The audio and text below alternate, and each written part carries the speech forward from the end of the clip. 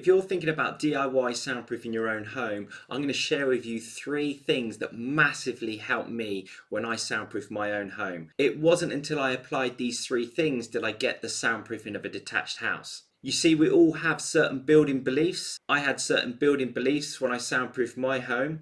I took my lounge back to brickwork 3 times over the course of 6 years before I got it right, before I got that soundproofing of a detached house. So the first concept I want to share with you is stop thinking about the whole of that separating party wall and start thinking about each room individually. Start thinking about soundproofing one room at a time.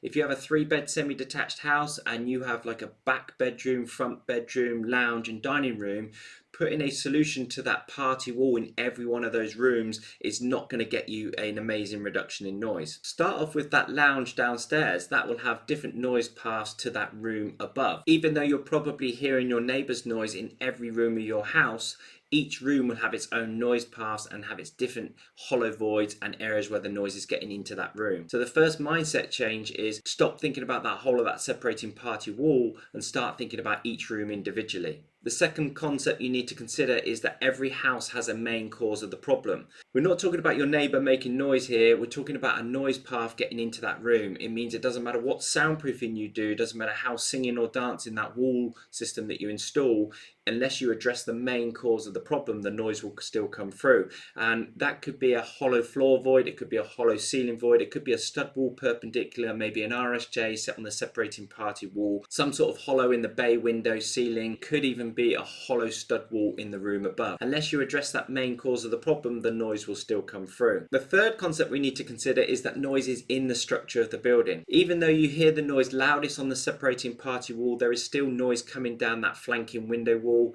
noise coming down that wall separating the lounge and dining room, and if you go upstairs there'll be noise coming down the separating wall between that front and back bedroom. Noise is in the structure of the building, it's in the ceiling and it's in the floor, and if the neighbours start pumping up low frequency bass noise, you will hear the noise on those flanking areas. But everybody's noise problem is different, so depending on how loud that neighbour noise is, depending on what areas you need to treat. But you just need to note that noise is in the structure of the building, it is in all of those areas. For me, it's not until I understood those 3 concepts was I able to completely soundproof my home to get that soundproofing of a detached house. I soundproofed my lounge 3 times over the course of 6 years. I did other rooms as well. But if you want to get there in 2 weeks rather than making all those mistakes I did, you might